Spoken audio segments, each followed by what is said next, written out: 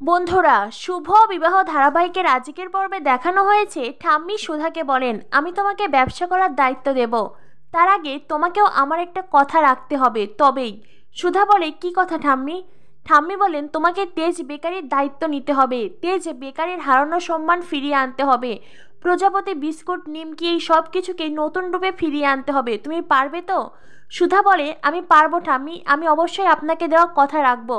ঠাম্মি বলেন, তাহলে বেশ, তবে মনে রেখো সুধা, আগে তোমার কাছে এই সংসার, তারপরে বাকি সব কিছু। সুধা বলে, ঠাম্মি, আমি আমার জীবন দিয়ে হলেও এই সংসারকে আগলে রাখবো। ঠাম্মি তখন সুধার হাতে সংসারের চাবি তুলে দেন, সেই চাবি, যেই চাবি তুলে দেওয়ার সময় ঠাম্মি প্রথম জানতে পেরেছিলেন সুধা ডিভোর্সি।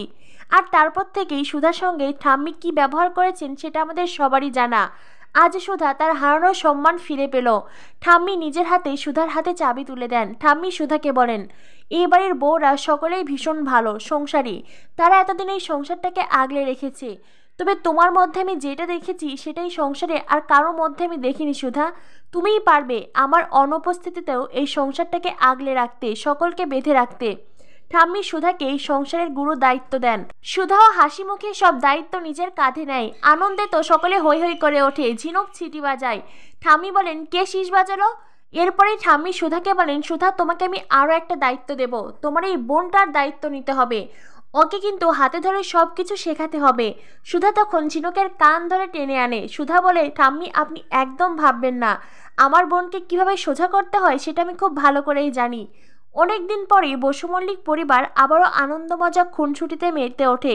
এদিকে সার্থক আড়ালে দাঁড়িয়ে মনে মনে ভাবতে থাকে, সুধা, আনন্দ করে নাও, যত খুশি আনন্দ করে নাও, আর এরপরেই তোমার আর তেজের জীবন একেবারে শেষ হয়ে যাবে। এরপরে দেখানো হয় তেজ সুধাকে তার ফ্যাক্টরিতে নিয়ে আসে, সুধাকে সকলের সাথে আলাপ পরিচয় করিয়ে দেয়। আর এরপরেই তেজ বলে, সুধার হাত ধরে তেজ বেকারি আবারও নতুন করে মাথা ঘুরে দাঁড়াবে। সুধার বানানো বিস্কুটই পারবে তেজ বেকারির হারানো সম্মান ফিরিয়ে আনতে। সুধা চিনি নিতে যায়, এদিকে সার্থক সেখানে খেলনা রেখে সুধাকে ভয় দেখায়। সুধার মনে খটকা লাগে। সুধা বলে, মিস্টার বসু মল্লিক, ফ্যাক্টরিতে তো এই খেলনা থাকার কথা নয়, আমার মনে হয় সার্থক এখানে এসেছে, আমাকে ভয় দেখাচ্ছে। তেজ বলে, না সুধা, সেটা কিছুতেই সম্ভব নয়, আমি ব্যাঙ্গালোর পুলিশের সাথে কথা বলেছি, সার্থক এখনও ব্যাঙ্গালোরেই আছে। সুধা বলে, মিস্টার বসু মল্লিক, সার্থকের অনেক আইডেন্টি কার্ড, ও যদি যে কোনো উপায়ে আসতে চায় তাহলে আসতে পারবে, কেউ ওকে আটকাতে পারবে না, ও অনেক চালাক, অনেক ধূর্ত। তেজ বলে, আপনি এখন এইসব নিয়ে ভাববেন না সুধা, কিচ্ছু হবে না, আপনি বরং নিজের কাজে মন দিন।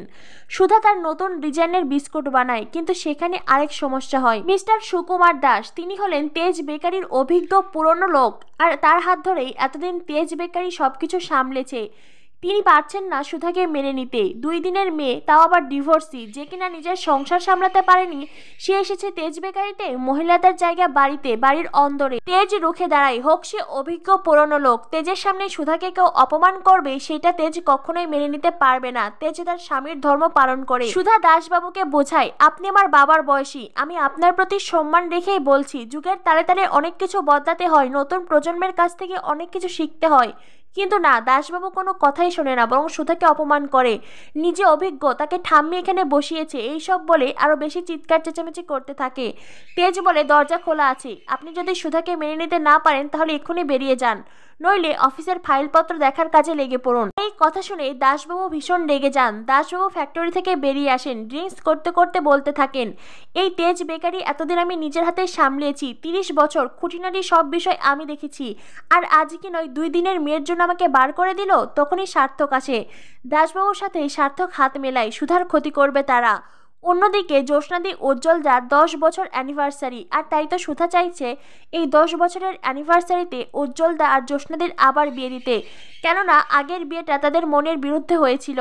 আর ঠাম্মি সুধার এই কথা শুনে খুব পছন্দ করেন। ঠাম্মি বলেন, এই না হলে আমার নাতি বউ, আমার মতনই তীক্ষ্ণ বুদ্ধি সুধার, আর অন্য নাতি নাতনিদের কোনো বুদ্ধি নেই। তেজ বলে, ঠাম্মি, অমনি তুমি দল পাল্টে নিলে, এখন সুধাই তোমার সব, আমরা পর হয়ে গেছি।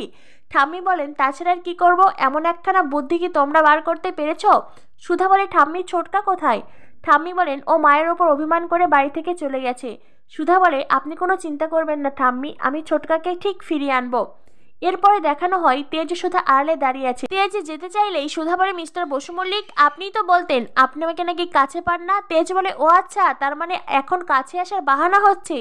এই বলে তেজে সুধাকে জড়িয়ে ধরতে চাইলেই সুধা বলে, মিস্টার বসু মল্লিক, ওদিকে দেখুন।